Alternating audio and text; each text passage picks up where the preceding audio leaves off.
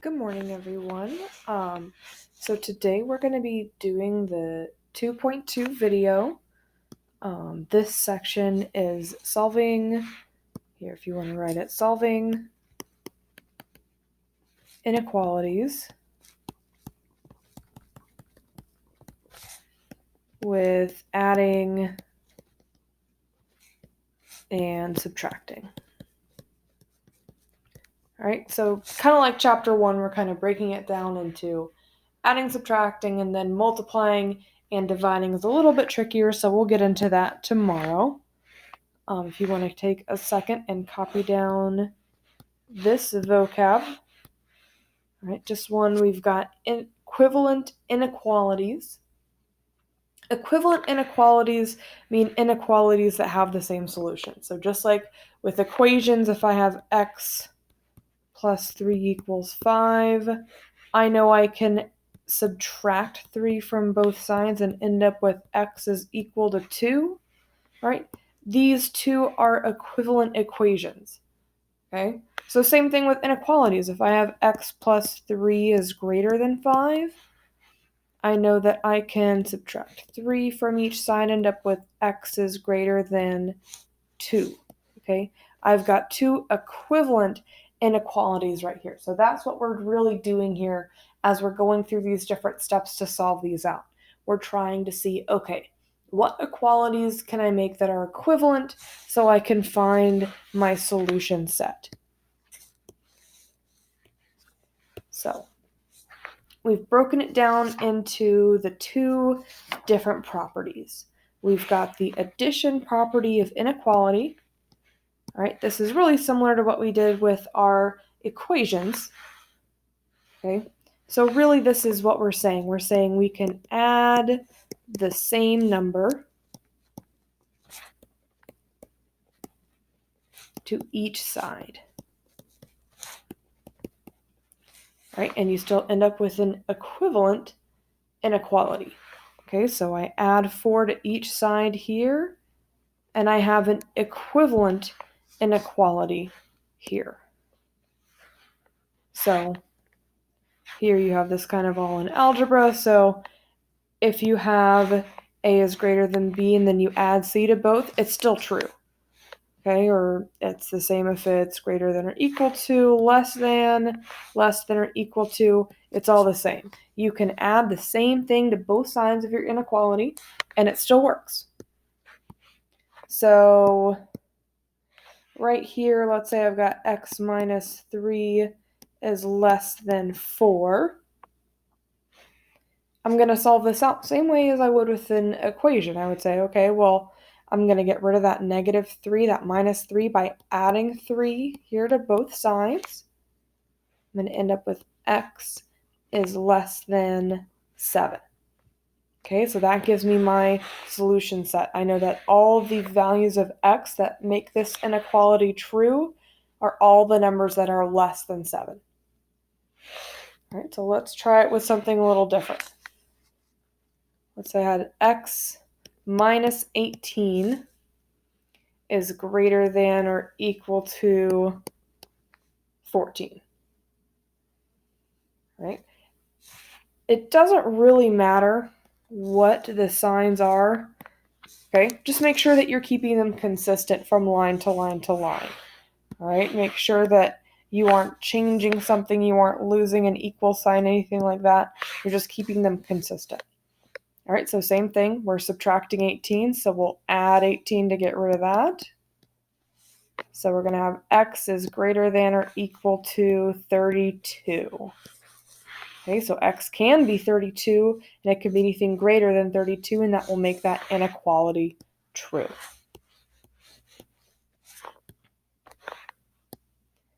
All right, so subtraction property of inequality. It's the same thing, but it's telling us now we can subtract the same value from each side.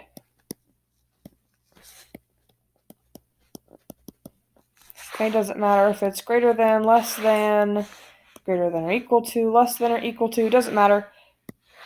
You will always end up with the same or I should say an equivalent inequality if you subtract the same number from each side. All right, so I have a problem here. Let's do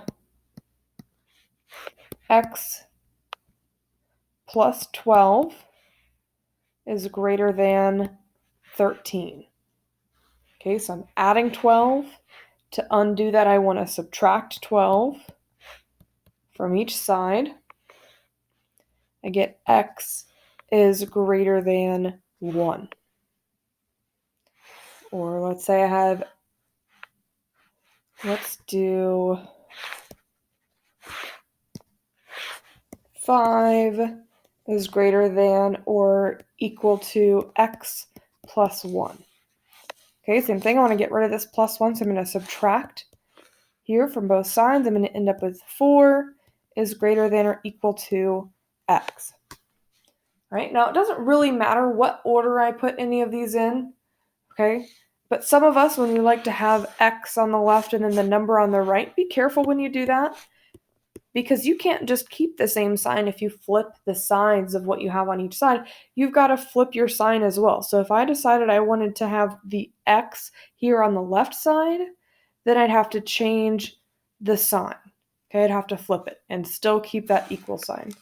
Right? So just keep that in mind as we're going through some of these problems. If you flip the signs of your inequality, you do also have to flip your sign. It's not like an equation where you can just go back and forth. All right. So here we have an inequality that we want to solve, and it also wants us to graph. So here on this assignment, when it does tell you to graph, I do want you to graph those solutions to those inequalities. So here you are subtracting 3x minus 3 equals negative 4. You're going to add 3 here to both sides, and you're going to be left with x is less than negative 1. All right, so make sure you go through and you number, here your number line. I think for most of them, the negative 5 through positive 5 will probably work, but you might want to wait to number it until you know what numbers you're dealing with to make sure it makes sense. All right, so remember your rules, just like we talked about in 2.1, if you want a refresher on those rules. But basically, greater than, less than, you're not including the value, so you do open circle. Greater than or equal to, less than or equal to, you are including the value, so you put a closed circle. So here I know it's an open circle on negative 1, and I want all the values that are less than negative 1. So I know my arrow is going this way. Okay. So let's look at just one more. Let's go to the next page.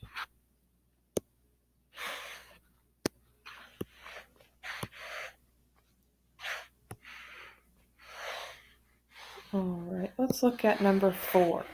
Okay, number 4, I have to do a little bit of simplifying before I actually solve it out. I have to combine my like terms here with the 6 minus 9. So I've got 6 minus 9 is negative 3 plus u is less than negative 2. I'm going to get rid of this negative 3, so I'm going to add 3 here to both sides.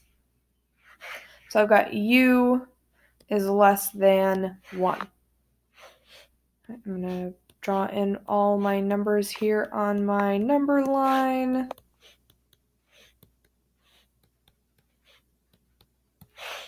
Okay, so 1, it's just less than, so I'm going to make it an open circle. And all my values are less than 1, so I'm going down here on my number line. Okay, I'm drawing it like this to make it super obvious. And I always want a little arrow because it goes all the way down to negative infinity. All right, and then just one last one. I know you have a couple word problems on your homework, so I'm going to go through this one real quick. It says I have $15 to spend on groceries. I have $12.25 worth of groceries already in my cart. So first I want to write an inequality that says how much more money I can spend on my groceries. So I know I have $15. Okay? I already have $12.25, and then I'm going to add to that the amount of money I'm going to spend on the rest of my groceries. I don't know how much that's going to be. Maybe I have everything I need and it's going to be 0, or maybe I'm going to spend every cent of that 15.